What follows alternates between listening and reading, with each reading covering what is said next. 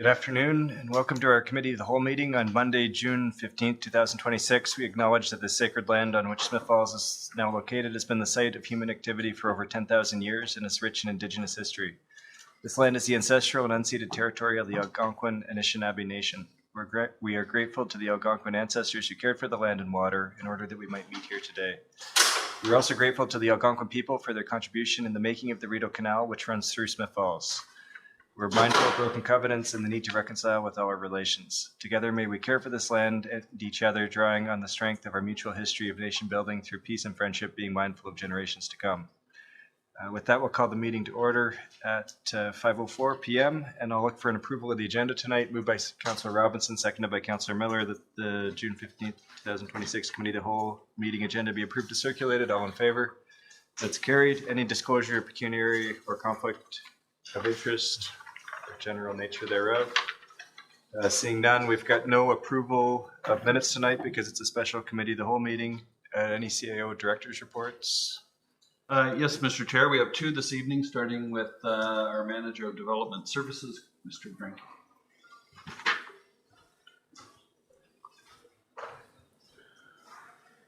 Thank you, Mr. Chair. Good evening. Just a couple of quick updates. A few weeks ago, I brought forward a report to Council reviewing Bill 98, which is the most recent suite of amendments to the Planning Act and other development-related legislation. So, as requested by staff, or as requested by Council, staff provided feedback to the province on the draft. The bill has now received royal assent, and some parts of it are in full force. Some are not yet. So, this update references the amendments to the Planning Act, establishing 12 standardized designations in official plans. So this part is actually in the final legislation, but would be coming into force later at a date to be named. So I understand the final language may be subject to further refinement. So at this stage of our own official plan, we considered whether to preemptively change tack and restructure our official plan to align with the draft framework. So most of the content that the province would be requiring as standardized OPs is already in ours, but obviously there's some restructuring that would happen. It's important to note that that change would only apply. It would only become mandatory for new official plans or comprehensively amended official plans after 2029. So if we were to include that, if we were to structure our official plan to sort of preemptively catch what the province is looking for, that would add a delay to the process and also add some costs. So we've decided that in discussions with Dillon Consulting that we're going to proceed as is right now, and following 2029. It's entirely possible that the structure or the rules might change. So at this point, as it relates to our official plan, we're planning on proceeding with the existing framework. My second update relates to the climate action plan following the open house on May 26th. Staff are working on updating the climate action plan following that public feedback, and we do have online commenting open, and we're asking for any feedback, any suggestions on the draft climate action plan to let us know by June 19th. So following that point, we'll compile everything we've heard, and then we'll dialogue with the climate protection working group, and then share a draft and what we've heard with council in July. Thank you, Mr. Chair. Great, thank you. Any questions, Councillor Miller? Thank you, Manager Grenke. Could you just remind the public how they provide that feedback or where they find that feedback spot? So it is on the.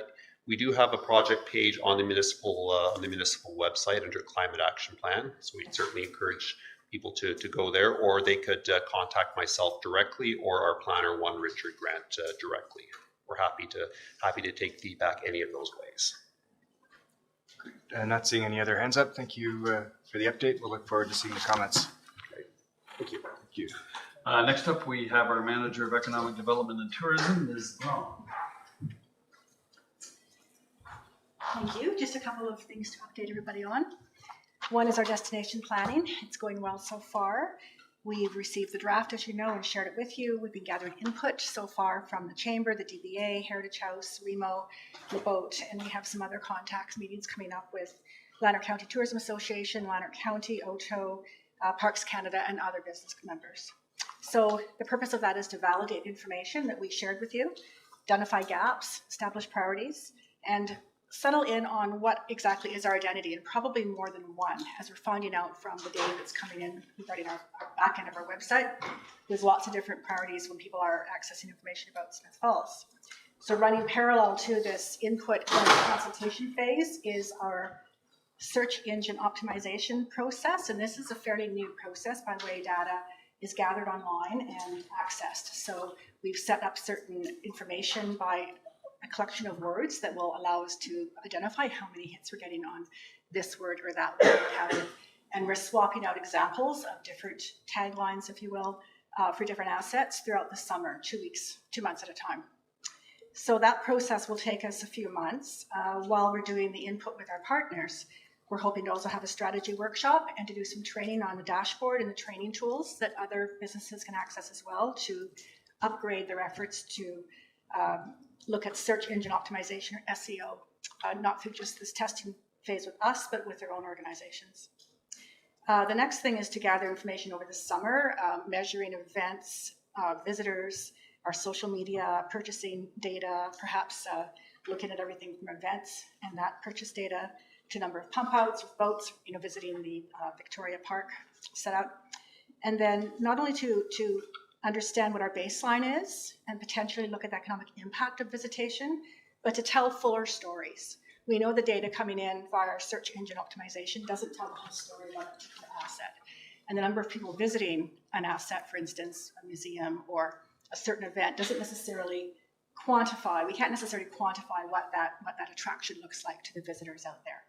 Often the value of having an amenity in a town is worth as much as actually people going to that amenity, if you understand, like museums or art galleries or libraries.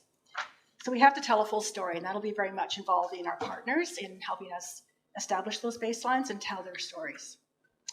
The next stage after that will be looking at our economic development strategy and how, I'm looking at 3 different pillars: visitor attraction, resident attraction, and investment attraction. And this will become one of those really important pillars. We're working with Lanark County on a business retention and expansion data project over the fall and winter. And that data will also help tell the story and validate what we're hearing. And then we look at our website upgrades. If you're aware of our website challenges, we have a lot of work to do. And we're working with the communication staff on that, working with our partners on that. And this will all lead to a marketing plan and new products and services for 2027.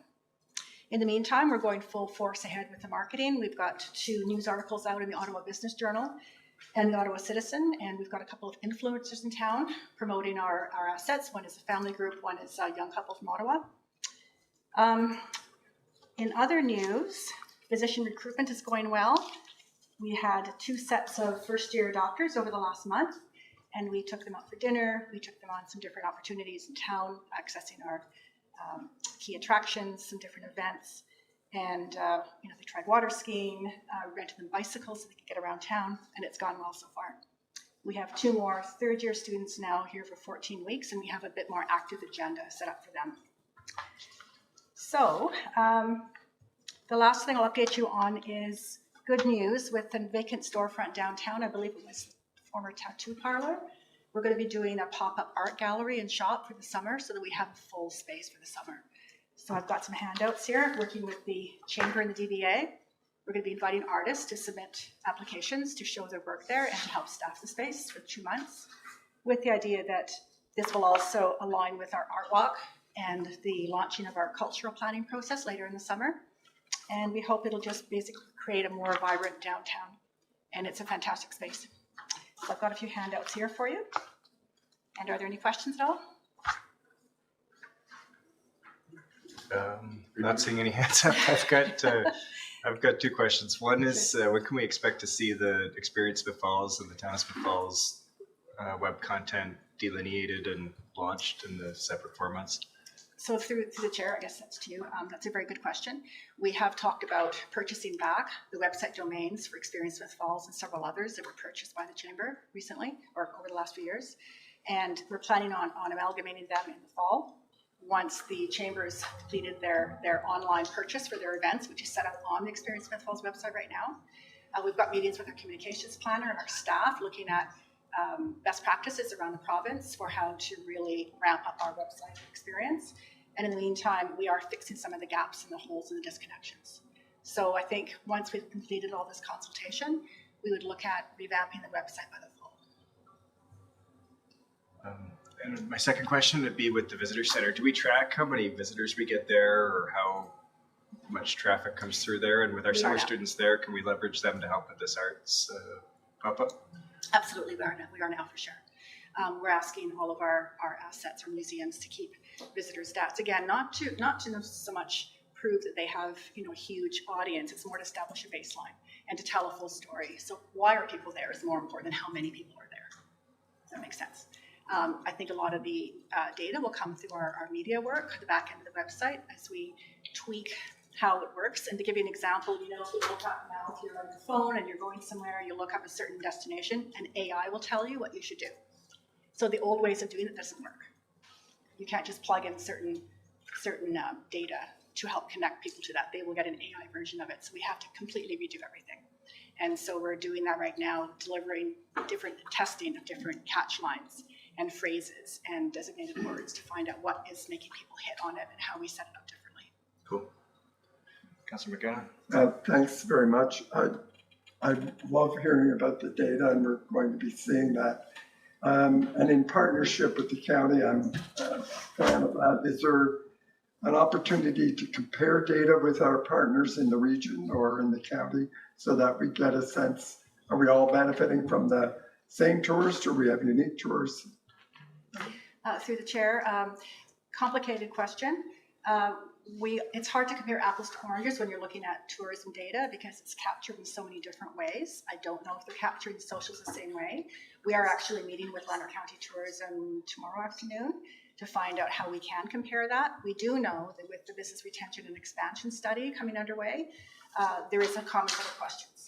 And so we'll be separating out the answers to questions related to tourism. And then we can compare to Perth, to Carleton Place, to the county, because we will have had the same questions asked of our tourism partners. Okay, great. Thank you. Great. So no other hands. Appreciate the update. Thank you for your report. That will end out our CO director's reports. I just wanted to advise council we're having issues with the live stream on our Facebook account. It is being streamed to YouTube, so we have posted that link on our Facebook page in case you have any questions. All right, so with that, we'll move into 9.1 solids handling study follow-up for the water pollution control plant with Mr. McNaughton.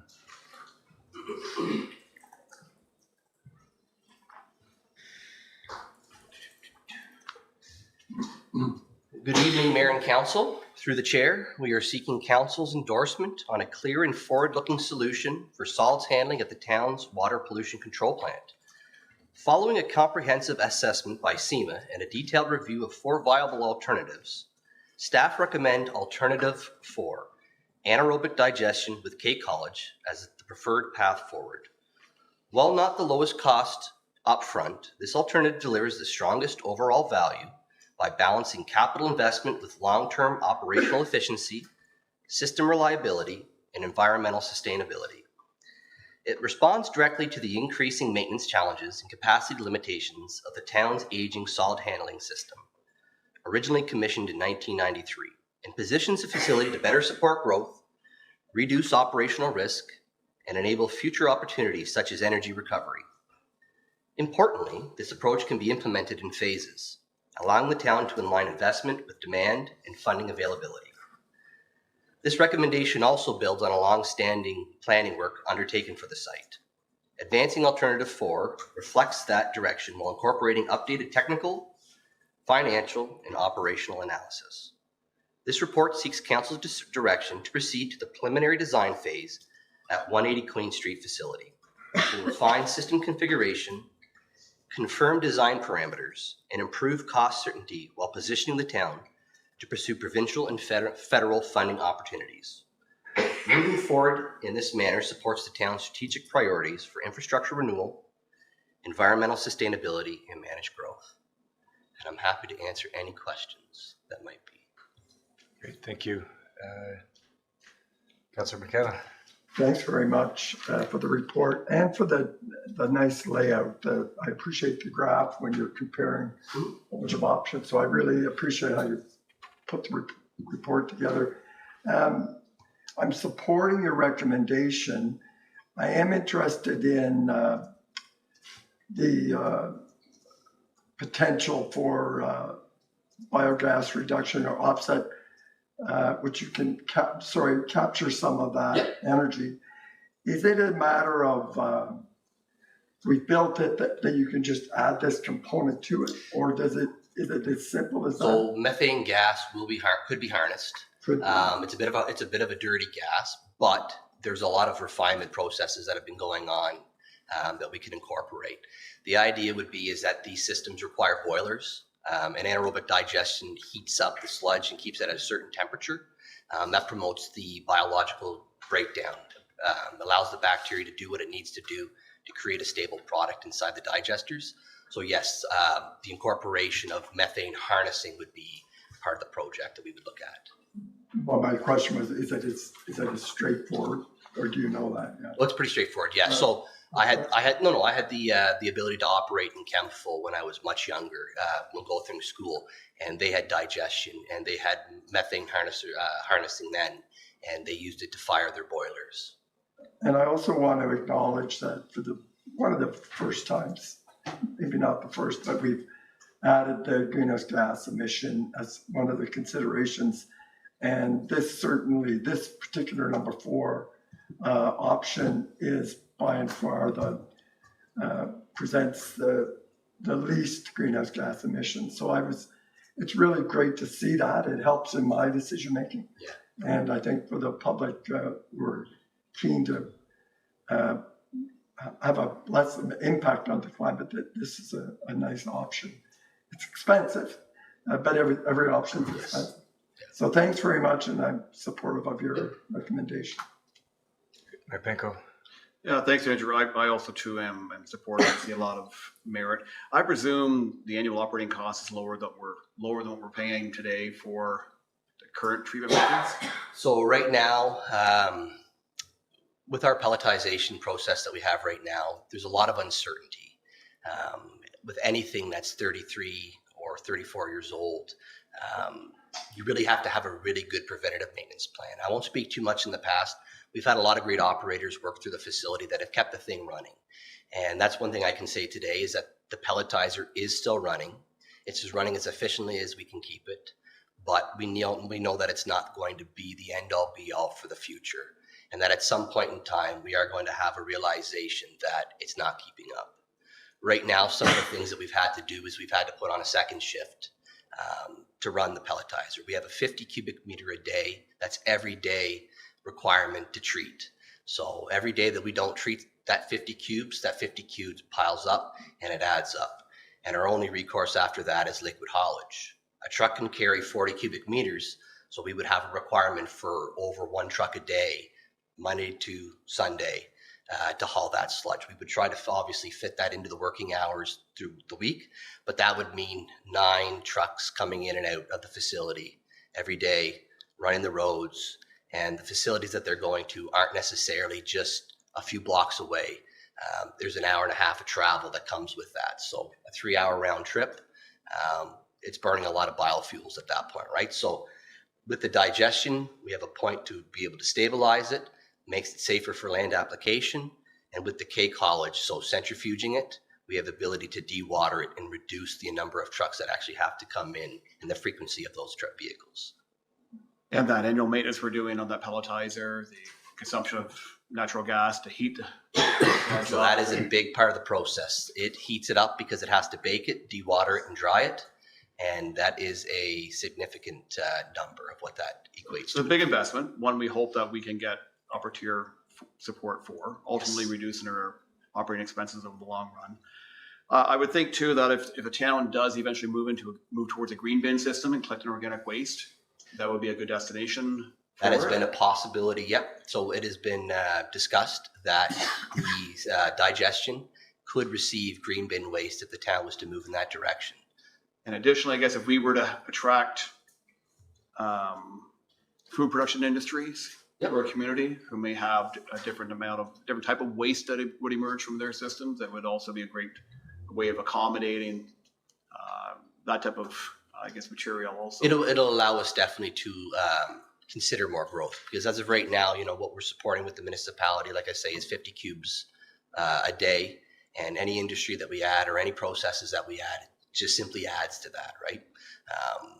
The pelletizer was a great piece of technology. It still is a great piece of technology, but as we see, it comes with a very expensive price tag, and not only that, there's challenges with drying the product as well. So, And by moving to this new system within a few years, hopefully, a lot of those moving parts that we have in the current treatment system, even beyond the pelletizer, would they still be needed or not?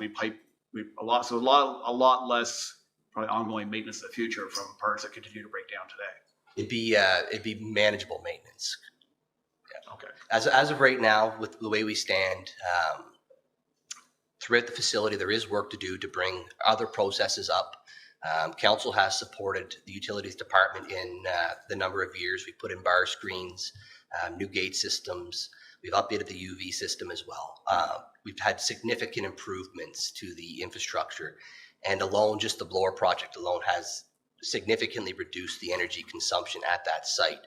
And I think that that's a testament to the support the council gives, is that every project that we bring forward that has a possibility of saving money has been supported, and we've executed, and the proof is there. So Super. Well, thank you. I think it's the right recommendation. I believe council will be supportive, and it's going to be a big ticket item, but we'll do what we can to get upper level funding. It's going to make a difference. yep. The beauty of it is once we get preliminary design, it's a design. It's not something that we have to commit to. We have the ability to submit for funding and wait for funding.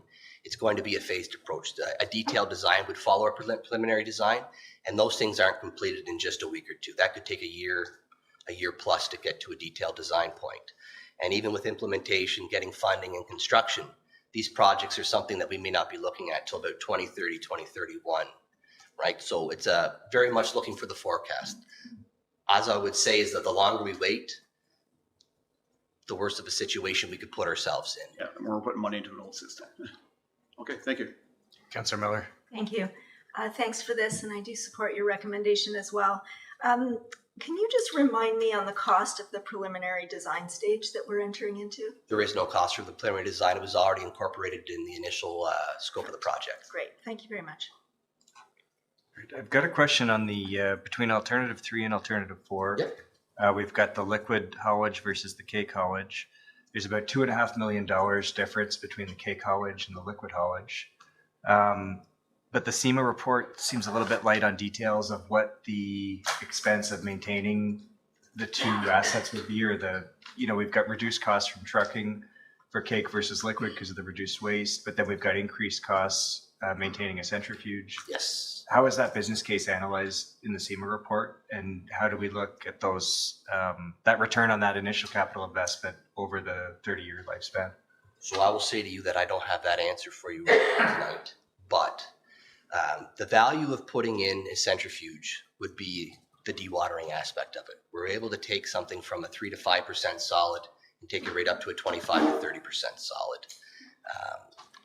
That alone, with the savings on haulage and trucking, would be significant at that point, and then just the amount of effort and work to get rid of the product at that point as to. But I can go back to SEMA and ask them if they can break that down a little bit further. Sounds good. Yeah, I think for something on a $35 million project, $2.5 million doesn't look like a lot. And if it was 100 or 200,000, then I wouldn't be as interested in it. But just because it's such a significant number compared to a lot of other projects we do, I'd love to see just, know that we've got the numbers backing us up for that investment. And like I stated earlier, with the preliminary design, if we incorporate both options, we'll have both of those options designed. This can be a phased approach. The centrifuge doesn't have to be a part of the initial project when bringing in the anaerobic digesters.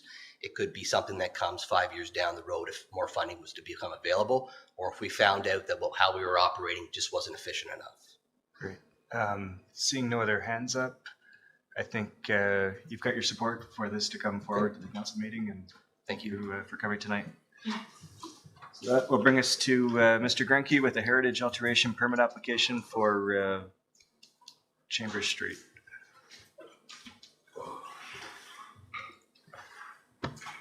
Thank you, Mr. Chair. Bringing forward a recommendation from the Municipal Heritage Committee regarding a heritage permit alteration for 57 Chambers Street, the Abel Russell Ward House, regarding the replacement of some spindles and railings there. So council will recall last year you approved alteration application for the same property to replace columns on the front porch and side and rear as well, and some decking. So the heritage alteration application we looked at last year didn't include the spindles. So another application was submitted and vetted through staff and the MHC.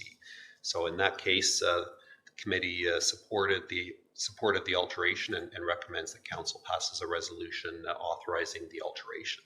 So just for reference, this property also received conditional CIP funding to cover this work as well, and part of one of the conditions of the CIP approval was the approval of the heritage permit. I'm seeing a thumbs up. I think it's important to note too that this material, it's not ideal for every application. So approving it in this situation doesn't mean that it would be rubber stamped in a future application, because it's, as we can see with the gazebo, it's hard to keep white. And we're going to be looking at it to see how well it works, so that when we get other applications, we can use it as a success story or as suggest something else. So really appreciate though all the work that Dorothy Hudson, our chair, and Maria put into this with the property owner, Councillor McKenna. Just to say that this property's just about to turn 200 years old. So it's terrific that the owner is investing to keep this remarkable building up and looking good. So yeah, it's only a couple of years away from turning 200. Any other questions, comments? All right, so we'll support that at an upcoming council meeting. Thank you, Carl. Thank you. And we'll go into 9.3, municipal alcohol policy with Director Clark. Good evening, everyone. So I'm back again to discuss some alcohol. I'm here before you this evening seeking approval of an update to our existing municipal alcohol policy. You received a copy of this in last week's package, the existing one. In sum, the old policy spoke to the manner in which we handled alcohol sales, service, and distribution as an organization internally. The current policy focuses more on how we support and assist third-party groups, renters, organizers of events to host those events with alcohol service present. The focus of the policy is to ensure safety, legislative compliance, and better clarity around roles, responsibilities between the town and the event organizer. Key enhancements in this policy include a clear delineation of responsibilities between the town, organizers, license holders, and regulatory authorities, mandatory submission of an event alcohol management plan, which we then review and often have to go back and forth on a number of times for all events involving alcohol, enhanced insurance and indemnification requirements, authority for the town to impose event-specific conditions based on risk, explicit requirements related to security, staffing, age verification, intoxication management, and emergency planning, stronger compliance and enforcement provisions, and standardized forms and contractual language to support implementation. Essentially, this is an update on to catch up to what we're actually doing in real time. Councillor Miller. Thank you. Thanks, Director Clark. I have two questions, actually. One might not be relevant, but given that cannabis is legal in Canada, I was wondering if that needs to somehow be addressed in the same policy. Just wondering if you'd given that any thought. So through the chair, we have given that some thought, but because it's regulated slightly differently and there's different requirements around it in terms of safe, smart serve and those types of things, we could look at developing a different policy. But we also don't allow smoking in our facilities or in our recreational facilities, including parks and playgrounds areas, things like that. So it's sort of a moot point, no vaping, no smoking. So, and I know you can ingest cannabis in other ways. We could look at that if that was something that council wanted us to do. Okay. And the second was, I don't see that we consulted our insurance provider, but we were updating this for risk management purposes. Are you going to throw a copy by them to see if they have any suggestions, or? I obviously forgot to add that we consulted the insurance provider. So we've actually been working with, just on that note, for the last year and a half, Clerk Costello and I, May. I have been working with our insurance to ensure that we have the right language around the indemnifications, things like that. And actually this goes back to coming out of Old Home Week, because obviously we're looking at a much larger scale event happening in our community. So they've been really supportive in terms of refining the language and the insurance needs. We also often, depending on if it's sort of a normal rental, if it's a wedding at the arena, or if there's not a wedding, an event at the arena versus a large-scale tournament, we would reach out if it's something out of the ordinary to our insurance, and they provide some comment. And they've been very supportive and helpful on that too. Thank you. Thank you. Councillor Brennan. Yeah, I'm going to support this. I'm just wondering if this is sort of the norm with our neighbors as well, as far as how they treat alcohol. I have heard or read a couple of them had opted out of the BYOB proposal from the province, but is this the norm pretty much for small towns? So through the chair, it appears to be. I know that there are some recreation facilities, rinks in particular, that still operate a bar under the municipality. That's something that we're not pursuing at this time. So this particular policy, in the manner in which they manage event and organizers, I think that's very similar to a lot of our surrounding municipalities across the country as well. And also, you're right there. Most municipalities appear to be opting out of our size, opting out of the BYOB. So it's not dissimilar to what a lot of others are doing. Thank you. Councillor McKenna. Again, I'm supportive of the recommendation. Thank you. Just talking about internally the processing of the applications. And I noted in the bylaw that they really encourage people, the sooner you get this in, the better. Because there might be some disappointed people. There's a lot of detail here. Mm-hmm. So don't just think that this will be rubber stamped. This is a process that we've taken once it's adopted, we'll take very seriously. So how many events in a year are we anticipating these applications coming in with? If I may, I would say they're increasing in number. I don't have a number offhand, but I would say they're increasing in number. We don't get a lot. I actually would note that anecdotally, it appears that alcohol is sort of leveling off. We don't get the same numbers of people in the beer gardens when we do have one at a hockey game or something like that. So I don't know what those stats would be, but I think it's not going to be astronomical. Okay. Great. Thank you. I've got a question on our reporting requirements versus the provincial requirements. Is there any overlap between the two, or? Reporting specifically? To get a license, I assume you've got to submit information to the province. Mm-hmm. Is there information that if we've got that liquor license, then we know that exists, or we can get a copy of it with the province, or is everything on our application standalone from that? So great question. It is essentially what we're asking for is exactly what the AGCO has told us that we need. Partly because I think to the earlier comment, we don't want people to be disappointed, when they come in at the 11th hour and they're not approved from the AGCO because they're missing a piece of information. So we require what the AGCO requires, and then we make sure that we have copies on file. So we can retain your SmartServe, we retain your insurance, we retain all of that information, and you don't need to do it without those pieces. So. Okay, so it's a duplication of effort, but it streamlines the application further along at the higher level. And it confirms as well that we actually know that stuff exists. So it's not just you coming in and saying, yeah, it's good, I got it. Okay. My other question is, can we make it a fillable form? Yes. Because that is something that we don't do a lot of at Smith Falls, and it's frustrating to fill out. Currently, you can fill it out with a pen, but yes, we can. Yeah, the computer would be great. Yes. Yeah, we can. Any other questions, comments? All right, so we'll bring that forward to a future council meeting. Thank you. And go to 9.4, municipal facility and asset naming and street naming policy with Courtney Cassell. Thank you. So I'm bringing this forward on the direction of council. This was discussed last month. Mayor Pankow brought up about the potential of renaming Confederation Bridge. And at that point, I believe it was Councillor Miller who brought up the possibility of having a public contest or something of that nature. So bringing this report forward, just to again remind council that in 2017, we did pass a municipal asset naming policy, and we did that, I think, when we were naming the Larry Hardy Skateboard Park, and we used it last year when we were renaming the Senior Center. So the policy does state that generally that facilities or assets aren't renamed. However, that is always at council's discretion to do so. Council has to weigh whether it would be in the best interest of the community to make that asset, to rename that asset. The report does go over what we believe is the history of the naming of Confederation Bridge. We believe it was named for consistency because it traveled through to Confederation Park. The report also outlines the request we had from the Smith Falls Legion from Mr. Manuel, who's in the audience this evening, regarding renaming the street to Veterans Way.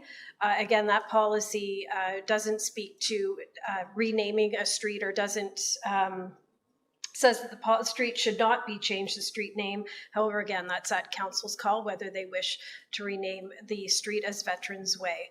So we did incorporate that into this report. It doesn't, that portion, if council wishes to make that decision this evening, of course you're more welcome to do so, but we just wanted to bring that up as it was a request about renaming, and with the bridge, renaming the bridge coming up, we thought the two melded nicely together. So bringing that forward for council's consideration. So as I noted, we do have a policy in place. We do have a structure of what we have to do if council wishes to proceed down that route. It is a public process, so there is public input that is welcome. We do seek that out.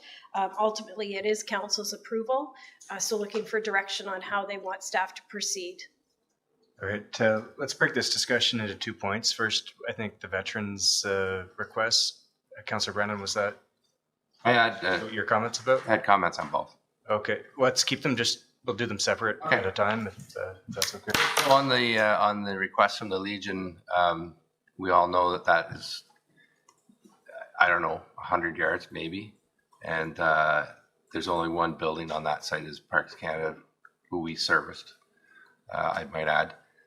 So I'm full support of renaming that section of that street Veterans Way. Councillor Robinson. Thanks. The proposal to rename the eastern portion of Confederation Drive to Veterans Way, it doesn't affect the bridge name in any way, shape, or form. In my view, it's entirely appropriate. This section is no longer functioning as a traditional street, but rather as an access point to the lock station and the new pedestrian bridge. And given its proximity to the War Memorial, its role at that location for our annual Remembrance Day ceremonies, named Veterans Way is fitting, and it's a meaningful recognition of those who have served our country. So I'm in support of that happening. Seeing thumbs up for that. I think too, when a street doesn't connect anymore, it's really good to have different names because you can get confused. Sometimes I get myself stuck in Ottawa because not every street's got a bridge, but they've got the same name. So we've got consensus for the Veterans Way. Moving on to the bridge naming, Mark Panko. Yeah, I guess I got mixed feelings on this. I think I don't have a real objection to the status quo, I guess, as it was before. But at the same time, I think it's an opportunity for us to consider what else may be possible. And one thing that doesn't fit, is not included in this policy, is anything reflecting the Indigenous history of our community and the ability to potentially to provide that crossing and other potential streets with an Indigenous or certainly an Anishinaabe name. And so I'd like to see that as being part of our policy, and the opportunity to pay respect, I guess, as an act of reconciliation. And in this situation, perhaps there's a way of having two names on the bridge, one being English, one being Anishinaabe as well. I don't know if it makes sense or not, but I'll throw that out there. Councillor Robinson. Thanks. At this time, I don't really see a need to rename the bridge itself. It connects on its western side to Confederation Drive and Centennial Park, and it replaces the former Steel Pony Truss Bridge, which was known as Confederation Bridge. And by maintaining that name, it preserves an important connection to the history of that site. So I don't see a need currently to change it. I'm not saying that I'm not open to changing it. I just don't see a need currently to change anything. Councillor Brennan. Yeah, I agree. I think that Confederation Bridge is Confederation Bridge, and although it's been updated, it's still Confederation Bridge, and it should always be. End of story.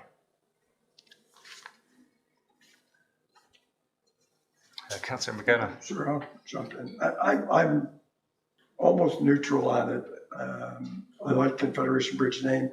However, it is an opportunity we have, It probably won't come up in 5 years or 10 years or to be reconsidered. So giving it a little more thought at this point, or even inviting the public to as part of that policy process to say, do you think council should, without us taking a strong position, should we leave it the way it is or consider a new name, an Indigenous name or something else? I wonder if the community cares enough, if they really got excited about it. It might be interesting. But if it stayed Confederation Bridge and we decided not to, I'd be fine with that tonight as well.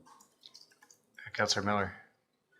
Thank you. So I don't disagree. I'm fine with Confederation Bridge and not changing it. However, I think Mayor Panko kind of tipped on something that might go well if I think the community we need to consult is actually our Indigenous community.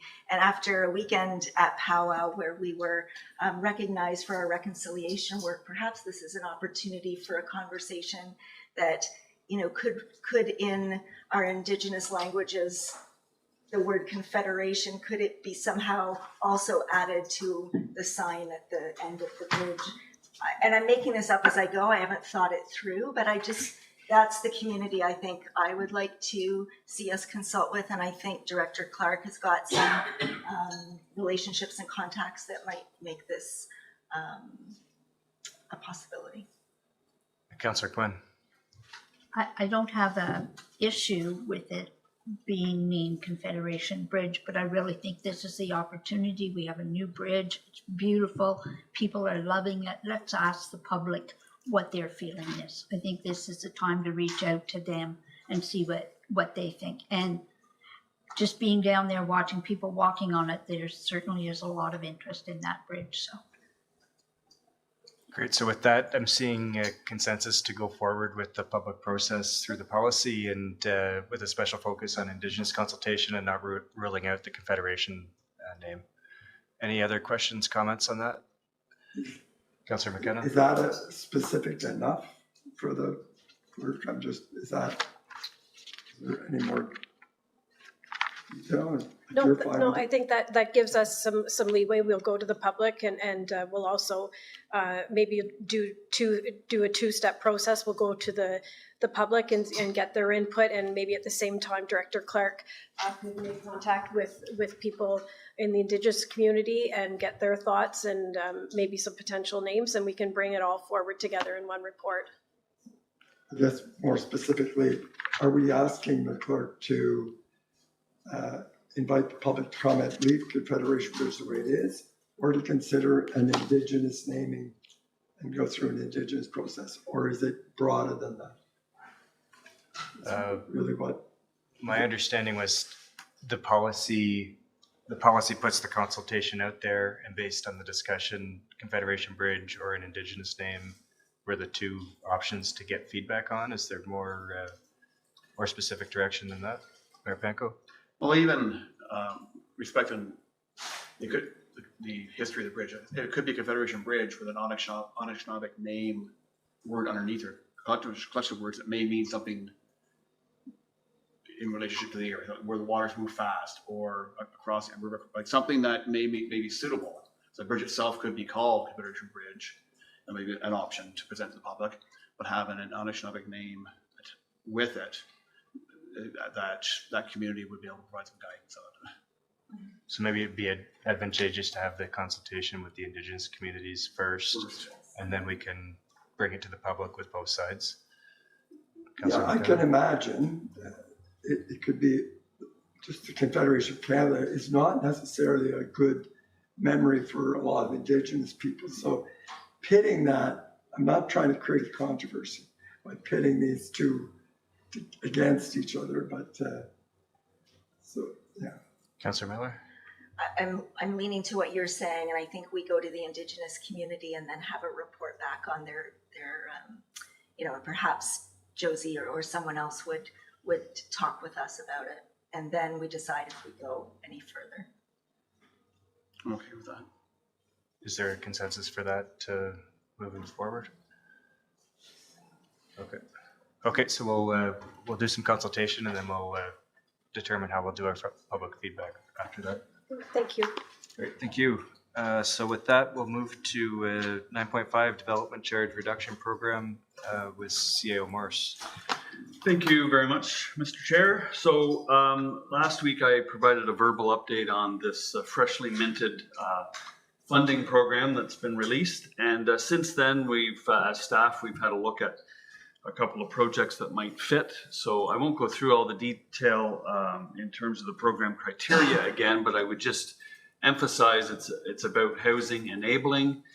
The other thing we learned is that they did indicate in the guideline that a 30 to 50% reduction in DCs, residential DCs, not non-residential DCs, would be necessary. But then it went on to say deeper discounts would be encouraged or would strengthen the application. So we have some advice for council in that respect. And the advice is that we would, if we wish to pursue this, based on the value of the projects we're proposing, we would suggest 100% reduction for a 3-year period. And I'll talk in a moment about what that means financially. The other thing that we learned a little bit more about is that the municipality is required to pay at least 10% of the hard costs of the project. So we've spent some time trying to separate the hard and the soft costs in these projects. We got confirmation later this afternoon on one of them, but you could safely say about 8 to 10% of the projected costs would represent soft costs. Those would be solely, so engineering, design, licensing, permitting, all those things would be the responsibility of the municipality. So at a minimum, it's 10% of hard costs and all the soft costs. The guidelines do make a pretty clear insinuation that the more the municipality contributes, the more attractive the application would be. We did some sensitivity analysis on both of these projects, very high level, and we've concluded not so much in terms of the foregone DCs, but more in line with what our debt ceiling would allow, that we would recommend not going above 20%. So 10 to 20 is what we're looking for direction on.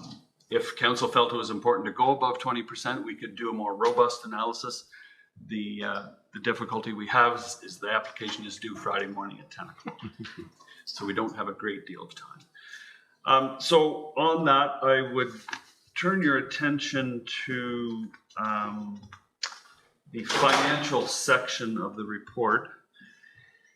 So in the table, we've shown the projected DC revenues annually, and this is based on our land needs study that we did, our DC study that we did in 2022.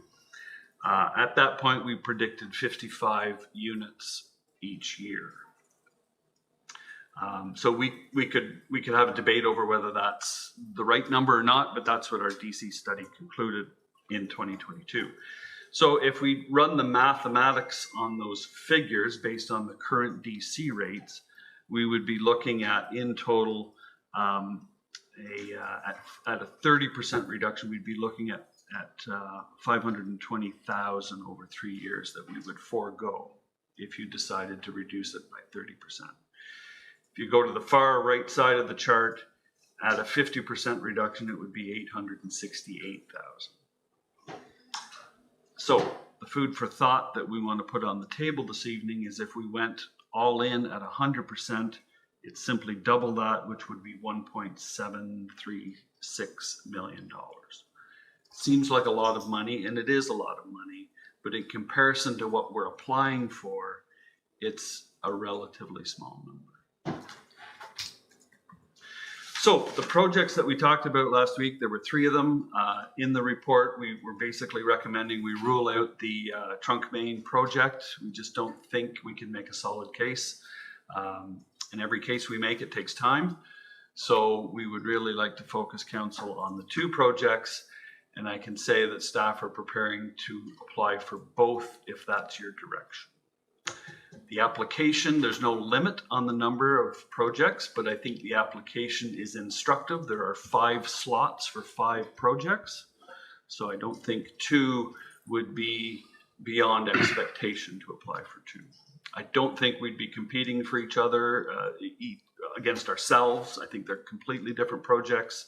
They check different boxes. We think they both fit the broader guideline. And we think it's worthy, it would be strategic to apply for both. So Mr. Chair, I'll stop at that point and answer any questions. We've got Mayor Panko first. Thank you, CEO Morris. The suggestion that the recommendation that we go beyond the 50 to potentially 100% would match the county's decision last week. And I suspect that's probably going to be the reality across the province. I consider understanding the dollars that could be available here and how competitive this will be. Those who are willing to make the biggest sacrifice in order to stimulate housing, which is the objective of this entire program, will probably stand the best chance of getting supported. And just for the public's understanding, unless we are approved for funding, the DC's development charges do not change. So we would be giving up essentially 1.8 million almost if we give up 100%. But either project we are applying, if either project we are applying for is successful, the amount of even 20% would be a major contribution for the town. But gaining 80% of the total ultimate cost is significant. The regional recreational facility is a $40 million project. We heard earlier tonight about $33 million for the solid waste handling. So I support the recommendation. I support the fact that the suggestion we apply for both, and I support the objective of offering up 100% of our DCs. Councilor Brennan? 100%, I agree.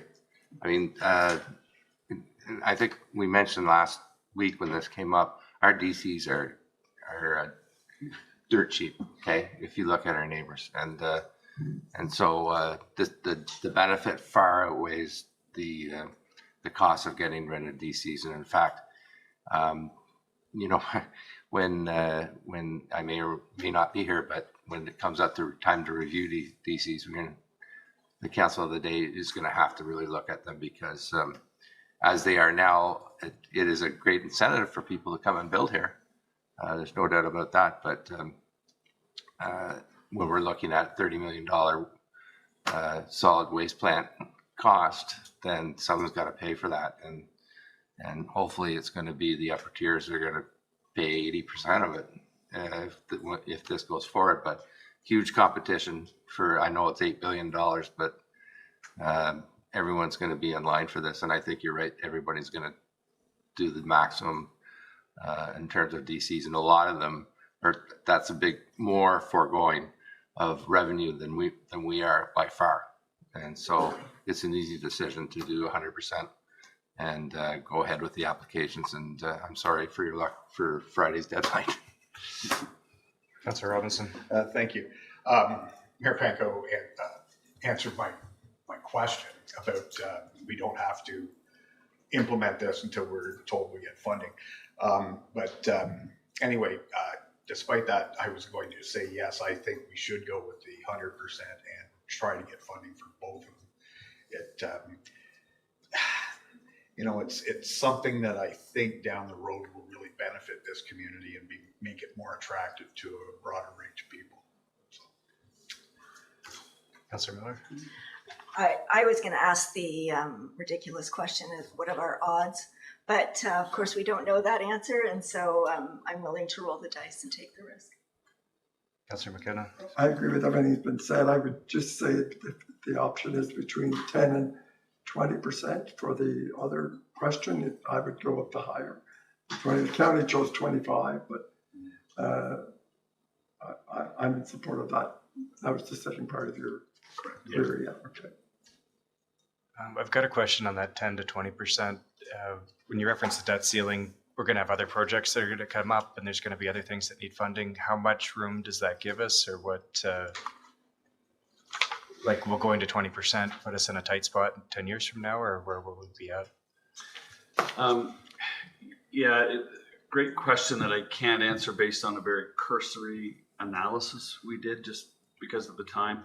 But to put it in perspective, at 20% contribution plus the soft costs would equate to an approximate repayment of 1.22 million a year.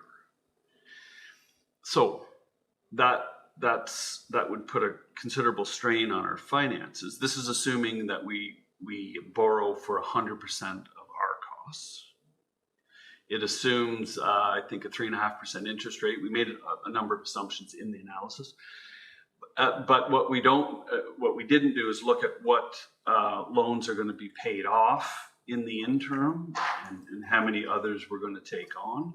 Certainly, the funding for the trunk main provided tremendous relief from a financial burden point of view.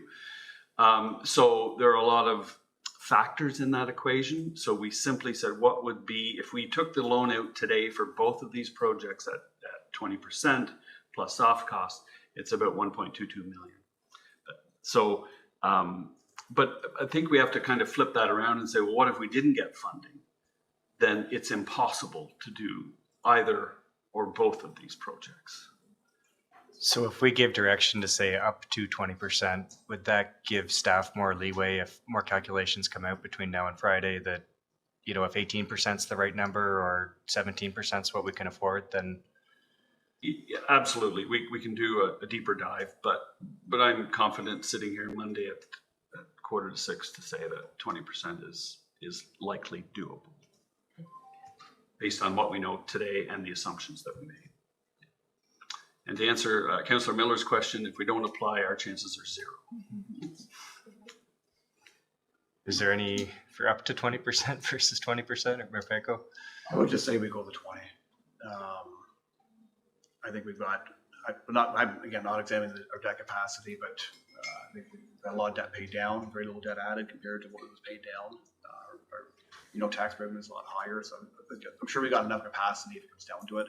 And to Malcolm's point, I mean, there's no way we can finance both projects completely. So this is the best opportunity we have to get considerable amounts of money for those projects. The other thing, I guess, too, is it's when we're thinking about the wastewater cost would be borne by the water bills in all practicality. And so we were trying to hold water bills in place. Getting that funding is critical. And getting that funding, to get that funding, we need to position ourselves as best we can. So I think the 20% probably makes sense. Councillor McKenna? This is one of the most simplest applications I've ever seen. Like the rules based on what you do this, and this, and you have an opportunity at this. I would hope for the public that we could put out, if we decide on this, a press release explaining it really simply, because it has the potential to be misunderstood. That we've all of a sudden are going after $50 million in debt. And none of that's true. It's a great Canada-Ontario municipal partnership opportunity that Smith Falls wants to take advantage of. And if it doesn't happen, we're fine. We'll survive, but we're not committing ourselves to anything terrible here. Or if we could just explain it really simply to the public, or at the very least read this report in the council package and the letter from the province, and get your facts straight before responding. Yeah. Councillor Quinn? Thank you. I agree that this is really important, but I really do agree with that we need to explain this carefully, because I think lots of times the public doesn't get exactly what we're thinking. So I think that's the big part. We need to explain it so they do understand that we're moving forward. We're wanting things better. CEO Morris? So is it a safe assumption to say we should explain it if we get the funding? Yes. Yes. Because at this point, we're only applying for Yes. funding. Sure. Great. Thank you. All right. So I'm seeing consensus for 20% and 100% reduction in DCs. Any further direction for that, CEO Morris? That gives us very clear direction. Thank you. Great. All right. Good luck this week. So with that, any committee, board, or external organization updates?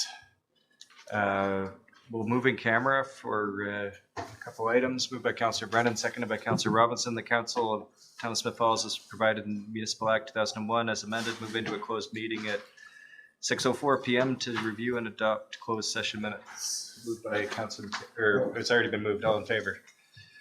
That's carried.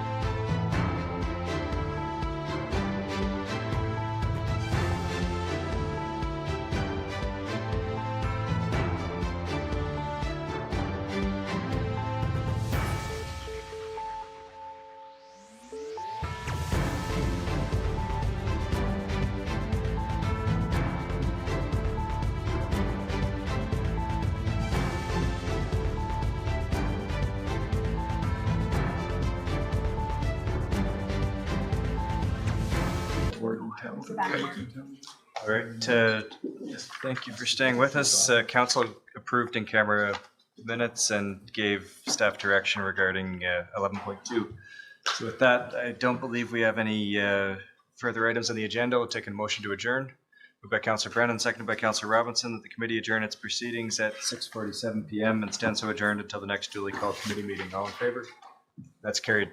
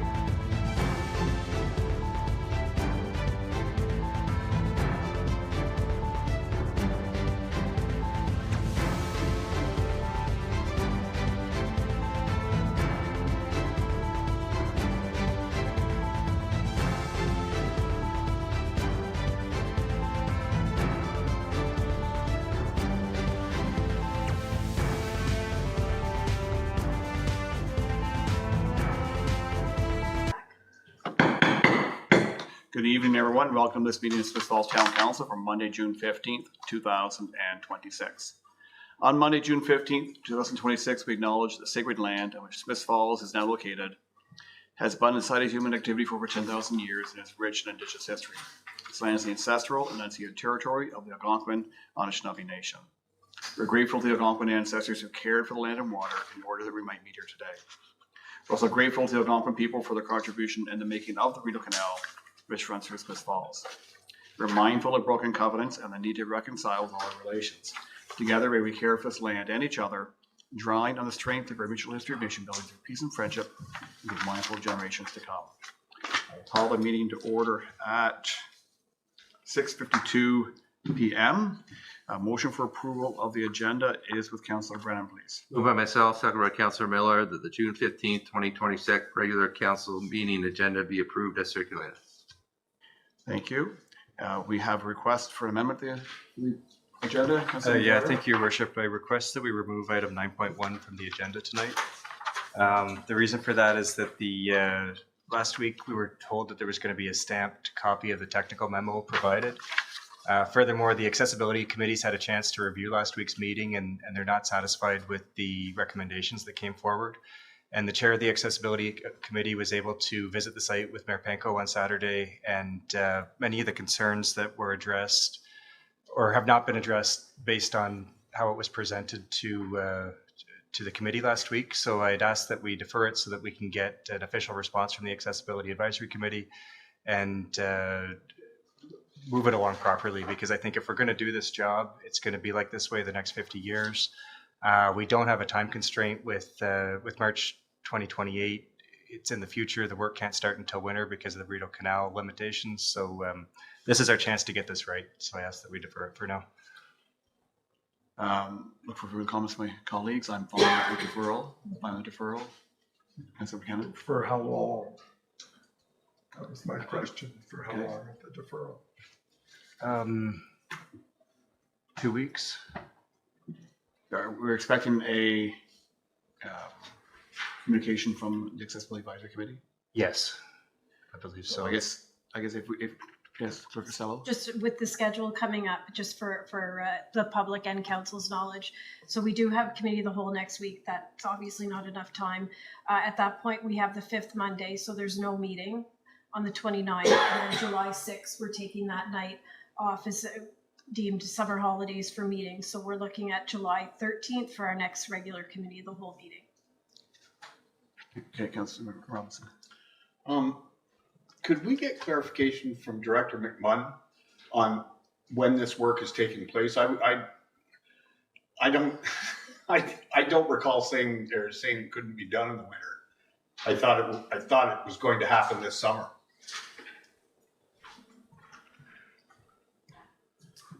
Thank you, and through your worship, so our hopes are to get the project started this summer. That's always been the intent, right? So we do have a little bit of a runway in terms of when works need to be completed, albeit I have consulted with the Ministry of Transportation, and they would like to see us get started this project this year, and we are heavily funded through the Connecting Link programs for this project. So I would caution council that if we're looking on into mid-July till the next time that this could possibly get in front of council, daylight's burning away. So, but to answer your question, Councillor, yes, there is work that we can do in the winter. There's work that we can do in the summer. So it's very much a staged approach in terms of the operations for this project. We are cognizant of the navigation season. So there are restrictions in terms of when we can work on the underside of the bridge and when we can work on the top side of the bridge. So quite a bit of logistics in terms of works underneath and the works on top. But there is a staging plan that's been developed for this project in the tender documents. But our intent was always to get this project underway this summer. Thank you. Councillor Brown? Yeah, I mean, I was surprised and questioned why we needed a motion, because the report that we got last week was staff bringing us information on the bike lanes and the traffic signal alterations. I mean, it's a $6 million project. We're getting 90%. The intersection is an add-on, right? And we're not paying for it. But if we're going to get into a redesign of the intersection, then we are paying for it.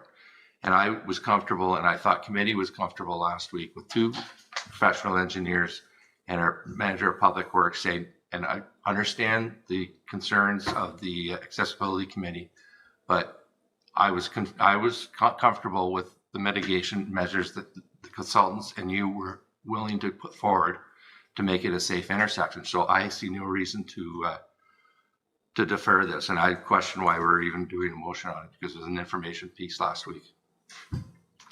Okay. Councilor McGuire. I think that there's outstanding questions that weren't answered by the engineers last week, and they weren't answered in further correspondence with them through email. And that is what went into the analysis of the crash modification factor. If you've got a like-for-like design, it should be 1, because if you change it, you make it more dangerous, it goes up to 1.2 or higher than 1. If you make it less dangerous, it goes down. There was no explanation of why it's gone down so much when they're saying it's a like-for-like replacement. There's also the concern that the stopping distance at 40 kilometers an hour, which after spending about half an hour there last week is I think a reasonable speed. The stopping distance 45 meters, and the best case scenario in the analysis that they proposed is 36 meters. So that's a safety issue. Another issue that came up with the site visit in the accessibility committee on Saturday was the height of the railing. Even though the new railing will have, they'll be able to see through if you're perpendicular to it, as you drive up the side of it, the posts come together and it's not transparent. So the new railing's significantly higher to 1.8 meters than the old railing. And the explanation with the trees from navigating the site, the trees have already been trimmed back. There's already significant lawn there, and it doesn't seem like the trees are impeding the viewing distance to begin with. So there's been some major safety concerns that haven't been addressed at COW.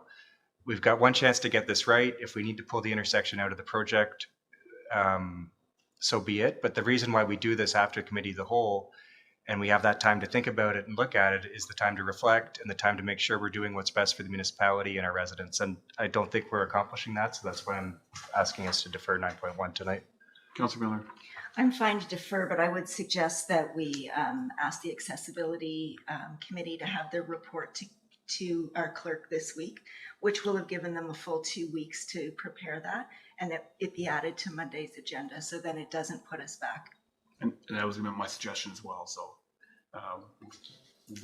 and I guess hopefully, Director McMahon, the questions that Councilor McGuire is still seeking could be prepared for next week. So you're through yourself, Mayor. The only way that we would be able to address the particular questions that's coming from Councilor McGuire would be to do a full-on traffic analysis, and that hasn't been done. It's been very much a cursory review of the intersection. There has been some metrics that we've looked at for the removal of the channelization lane. We feel that both myself and TSI and Tom from Elements Engineering, both professional engineers, Ramin's a PhD in engineering, structural, and then myself, our opinion is that if we were to leave the channelization lane as it is, we're looking at making provisions of moving the crossing, I guess, forward more into the ramp to make it more visible as you come around the corner. We're looking at, particularly for that to be a PXO with preemptive lighting ahead for traffic that is coming down the right channelization lane across the bridges, if that makes sense. And we're also looking at the implementation of perhaps some speed humps along that lane too, to slow down traffic, to make them more aware that there's a corner coming up and there's a PXO there that could be signaled by pressing a button, just as the one out on Church Street at Beckwith. So we believe that we can put those provisions in place to make it certainly significantly safer than it is right now. We don't feel that removing the channelization lane is going to work with the geometry of the intersection, just based on that tabletop kind of cursory review. Okay, all right, so having spent some time there with members of the Accessibility Advisory Committee on Saturday, there is real concerns with they would not even attempt to cross the street as it is right now. Now, I respect that the plan configuration will change. I think at this stage, let's defer this tonight. I'll come back to committee of the whole next week. The Accessibility Advisory Committee will have a chance to weigh in formally in the meantime, perhaps 10 next week, as well as more communication, I guess, going. Like, if you have further questions that are remaining, if you can circulate those to Director McMahon this week, as soon as possible, then we can try to get all the answers we need to push us over the bar, I guess, or make a decision on this next week. Okay, everyone in agreement? Good. Okay, Councillor Quinn? We're only going to delay it though for a very short period of time, We're right? bringing it back to committee of the whole next week. Okay, thank you. Okay, motion for approval of the agenda. So moved by Councillor Brennan, second by Councillor Miller, the June 15th, 2026 council meeting agenda be approved as amended. All in favor? Carried, thank you. As for disclosure, pecuniary interest and or conflict of interest and general nature thereof, I see none. We have no approval of minutes tonight. We do have a couple of reports, starting with Councillor Miller. Thank you. I just wanted to let committee know that I've been invited to sit on a working group with representatives from the community throughout the county to look at developing a volunteer organization called Volunteer Lanark. It is being spearheaded by an individual, and I think I was invited because of both hats that I wear, but there's certainly an understanding that volunteerism is in steep decline across the country, and it's really having an impact on volunteer groups. And so I bring you this because it's certainly impacting Smith Falls as well. And I will bring you updates about the development of this group as it unfolds. Thank you. Anything further? Can I just use this as an opportunity to do a shout out to the DBA for a great bike night, a great night market. They've been very busy in June. And a shout out to Councillor Brennan for donating his family's piano to our downtown core, which the videos of it being played in such beautiful ways right on the street is a real gift. So thank you. Thanks to both of you. Councillor McKenna. Just at the recently I attended as a representative on the Community Safety and Wellbeing Plan for Lanark County and the town of Smith Falls. It's a fascinating plan. It's a 4-year plan. It's required by the province. It's legislated. The council have already adopted it, but this is a 1 year in, and it's an update on our progress. And there's some terrific progress. And so I've invited the coordinator to come, Stephanie Gray, to come here later this summer and give us an update on that. So it's just wanted to give you a heads up. Thank you. Anything further? No. Okay. A couple myself, just back on June 1st. I think most of us were there. This is the year. It was right after our council meeting that night, and Deborah Doe was recognized as this is the year, a woman who's done so much, especially through the Lions Club, volunteers in a lot of other ways, but the Lions Club, she sort of restored that from the ashes and brought the group back up, recruited a lot of new members, and provided a lot of value to our community. So it was great to see Deborah get recognized. Certainly someone who prefers to work behind the scenes, but we gave her at least one good night of recognition. On the 6th, again, many of us were there for the Pride flag raising out front here and the community barbecue as well. On the 7th, I was privileged to MC the Evergreen Avenue and Real Environmental Awards that on Sunday afternoon. And great to see Mike and Ann Quigley and Lee Hitchens recognized with the memorials in Evergreen Avenue. We council last week. There's really nothing to talk about there. And then, of course, on the weekend, the Spirit of the Drum powwow, both Saturday and Sunday. Saturday on Duck Island, fabulous turnout, a beautiful day, very, very well attended. A lot of gratitude to the town from both participants and attendees for the role we play in enabling this to happen in Smith Falls and the support we provide. On Sunday, we moved indoors. We made the decision on Saturday. It wasn't looking too good for Sunday, so moved into the youth arena. And a number of us had sort of collected all the stuff at the park and put it all in one place. And town staff were in, and in no time at all, had collected it all, took it to the youth arena, had it all set up. So when everyone came in Sunday morning, it was ready to go. So great support from the community services team and Director Clark. And thanks to the powwow committee, which includes Stephanie, Director Clark, Paul Meridew, and Christy Donovan from SFDCI, as well as Jose Bourgeois, who's our Indigenous consultant and the key link to the powwow committee or to the Pagwa community. And again, just so much gratitude expressed for the role we play in what is truly a true act of reconciliation. And as we continue to learn, to seek truth and to pursue reconciliation. So a very eventful weekend that way. And that's it for my reports. I do have no further announcements, but I do have some proclamations.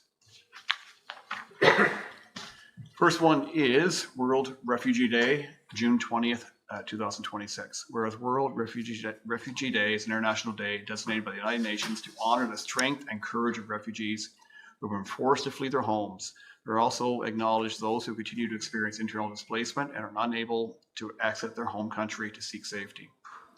This day serves as a profound reminder of our collective responsibility to uphold justice and human rights for all, and work to achieve peace, dignity, and safe communities. Whereas on World Refugee Day, the town of Smith Falls represents millions of people around the world who have been forced to flee their homes due to conflict, persecution, genocide, and war. Whereas the town of Smith Falls is committed to being a welcoming and inclusive town for refugees who make the town their home, the town recognizes and values the important contributions refugees make to our communities. Whereas the town of Smith Falls encourages all residents to recognize that diversity is their strength, and to view this as an opportunity to welcome newcomers to a new home and become part of a settlement experience. Now therefore be resolved that I, Sean Panko, Mayor of the town of Smith Falls, hereby proclaim June 20th, 2026 a World Refugee Day in the town of Smith Falls. And coincidentally, I had a remaining refugee stop by my office today, and he was simply looking for some direction and support in the community, looking for employment opportunities in the community, so I was able to point him towards On Track. He's been here for 2.5 years in a different city, but he's settled here in Smith Falls, at least temporarily, looking for opportunities here. So hopefully he's able to find something that enables him to stay here, get permanent residency, and bring his family, his wife and 3 kids over. Also on June 21st, National Indigenous Peoples Day, whereas 2026 marks the 30th anniversary of National Indigenous Peoples Day, first proclaimed in 1996, provide an opportunity to reflect on enduring cultures, histories, contributions, and the resilience of First Nations, Inuit, and Métis people. Whereas the town of Smith Falls recognizes the importance of advancing understanding, respect, and meaningful reconciliation with Indigenous people through education, relationship building, and the recognition of Indigenous rights, histories, and cultures. Whereas National Indigenous Peoples Day is a day recognizing and celebrating the cultures and contributions of the First Nations, Inuit, and Métis Indigenous peoples of Canada. And whereas for generations, many Indigenous peoples and communities have celebrated their culture and heritage on or near this day because the summer solstice, the longest day of the year, holds deep spiritual and cultural significance and is a time of renewal, connection, and celebration. Whereas the town of Smith Falls is home to a strong Indigenous community, and would like to acknowledge their continued contributions.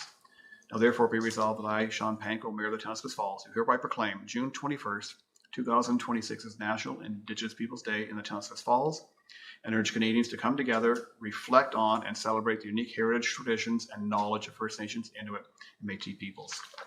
And to that, just to make be more information coming out this week, but we will be celebrating National Indigenous Peoples Day the evening of the 21st, probably starting at 6 p.m. by our new bridge, which I guess has yet to be named, with a barbecue and a smudging and service at the bridge.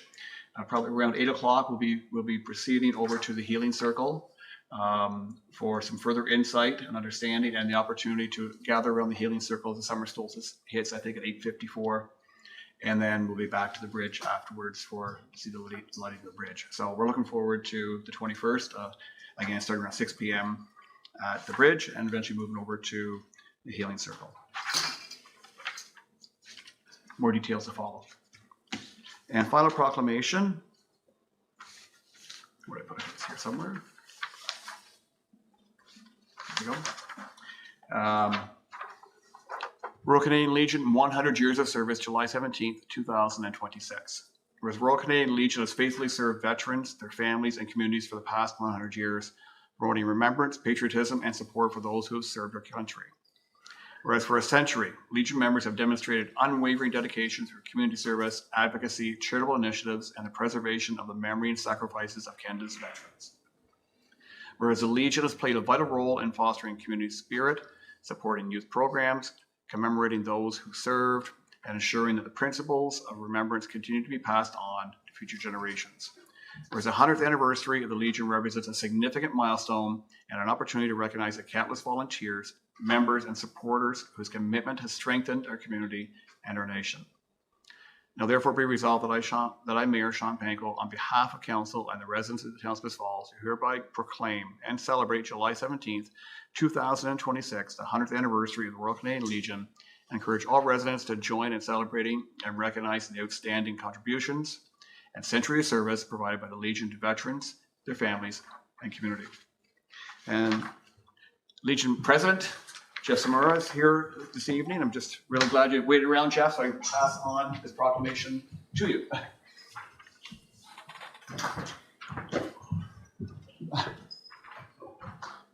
Thank you for not 100 years of service by yourself. Anyway, so. Whoops. Great, listen to a video here. Sorry. No, that wouldn't be good.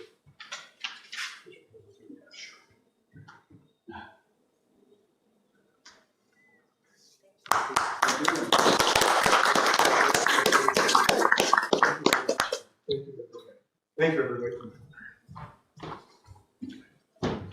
And we are having a benefit barbecue on the 17th. Okay. At the branch. It's free of charge, hot dogs, hamburgers, and we have some music. Perfect. We should all be there, I hope. Thank you. Okay. Okay, we have a few pieces of formal business here. Our first is the consent agenda with Councillor McKenna.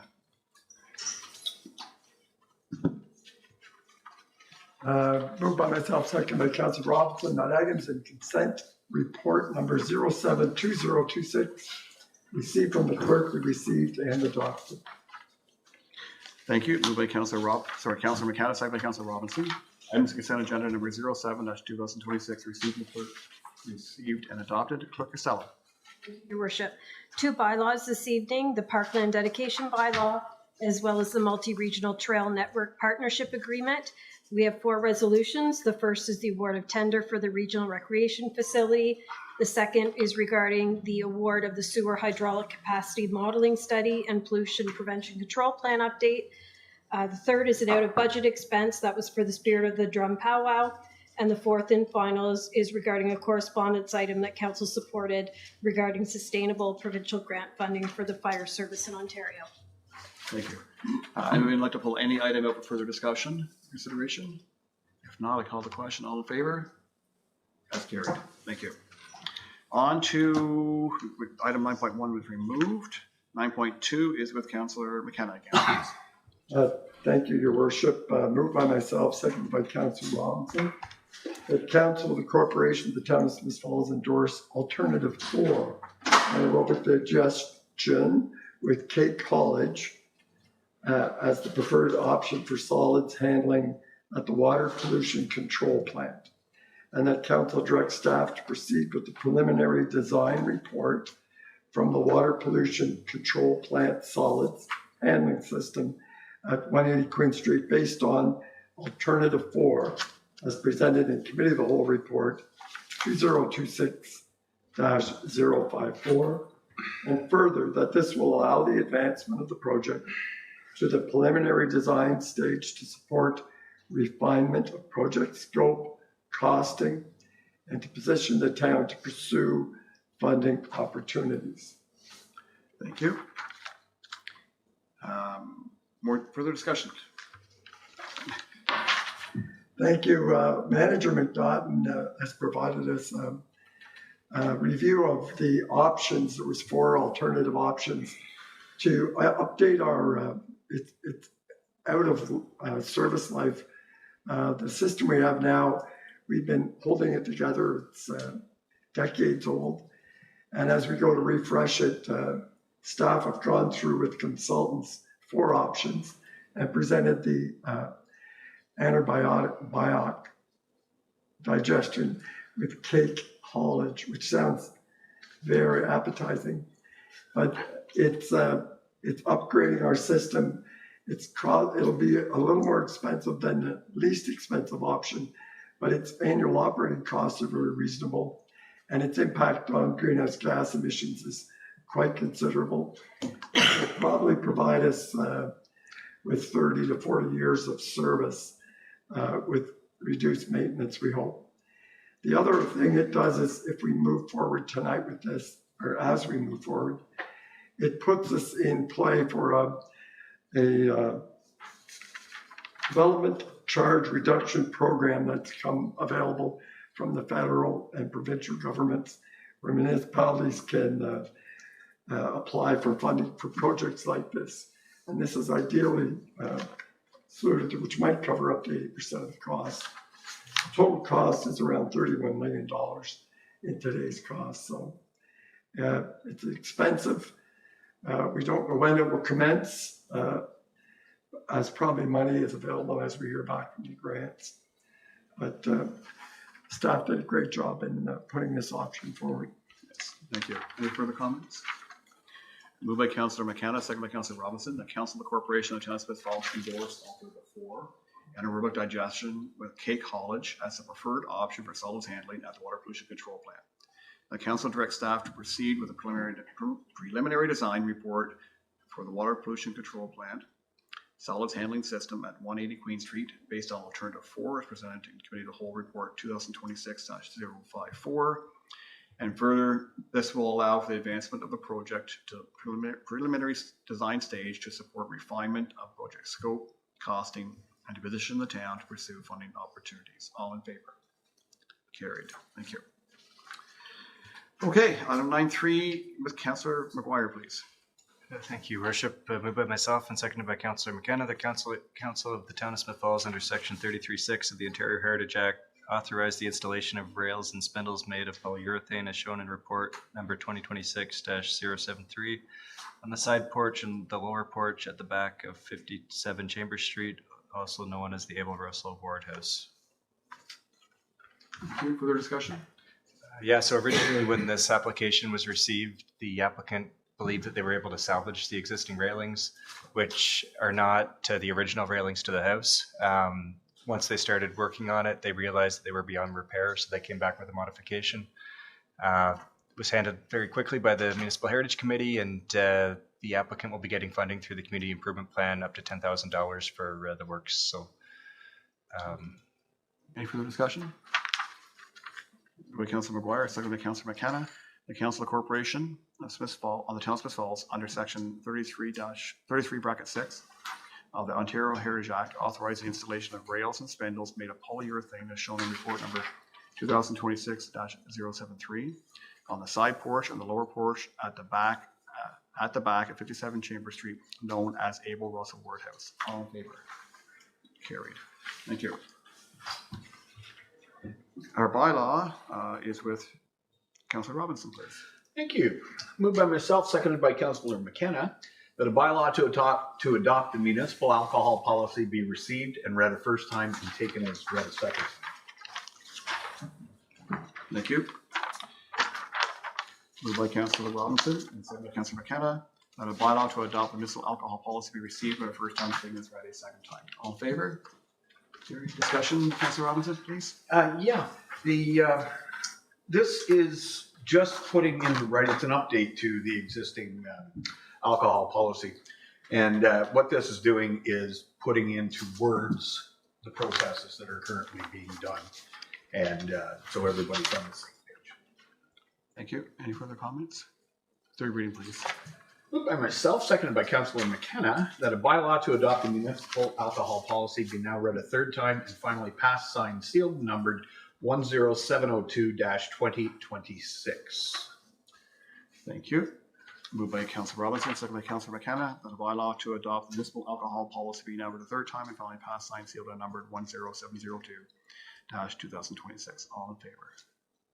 That's carried. That's the end of our formal business. Inquiries, announcements. Councillor Brennan. Yes, I do have one. I just want to remind my colleagues that the Smith Falls Recreational Hall of Fame induction is January 28th at 1 p.m. June 28th. 1 p.m. And there was some stuff on social media saying it wasn't on, but it is on. And I wanted to highlight 2 teams that are going to be inducted on that day. And the first one is the Smith Falls Teddy Bears. Does anybody know the Teddy Bears? Mhm. And what sport would that be? Hockey. Incorrect. The Smith Falls Teddy Bears was a successful ladies softball team started in the early 70s on the ball diamonds behind Hershey. They won many Lanark County championships, and in 1973 won the Intermediate B championship, provincially defeating London and becoming all Ontario champions. So we'll have some of those ladies there, I hope.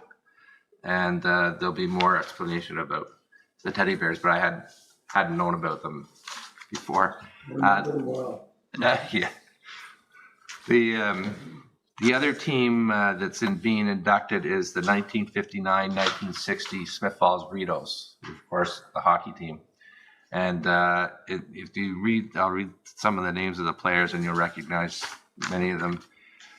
Jerry Fleury and Ray Garapi, Hal Rocky Rockburn, Don Thompson was the captain. We all knew Don, Mo Roche. Some of the other ones, Glenn McKenney,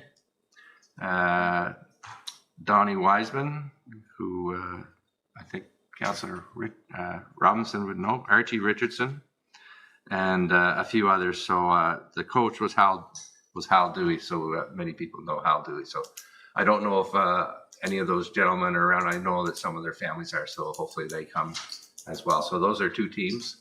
And if I get a chance before June 28th, I'll highlight there's 2 places and 2 women athletes that'll be honored that day too. So Super. June 28th. Yes, okay, thank you. Okay, 1:30. Okay, and Councillor Quinn, you have our trivia tonight. I do.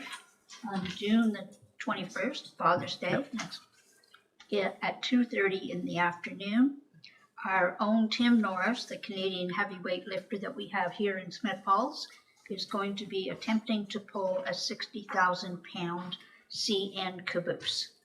And this is all to make people aware of and try to help us to raise money to put a new roof on the Railway Museum.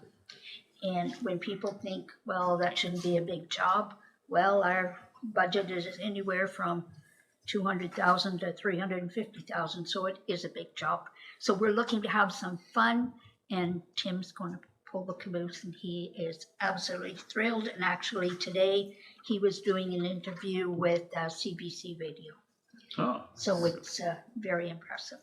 Yes. Okay. So come on out. Yes. Okay, thank you. Any further? Okay, motion for adjournment is with Trivia. What did you have trivia to? I have trivia. So yes. I do. So in 1914, the Canadian National Railway was retired, and then it became the Canadian Northern Railway, was retired, became the Canadian National Railway. And what year was it that the Canadian National Railway was sold, and how much was it sold for? I'm going to go 77. 83. Actually, the year that it was sold was 1982, so you're very close. And it was sold for $1, and in 1985, it was declared a historic site. So it became a museum. They started working on it to become a museum. Thank you. Motion for adjournment. Councillor Robinson. Thank you. Moved by myself, seconded by Councillor Brennan. The council adjourned its proceedings at 7:26 p.m. and stands so adjourned until the next duly called council meeting. Thank you. Moved by Councillor Robinson. Second by Councillor Brennan. The council adjourned proceedings at 7:27 p.m. Council adjourns the next duly called council. All in favor? We are adjourned. Good night, everyone. Carrie, do you want those back? We're Oh, yeah. yeah.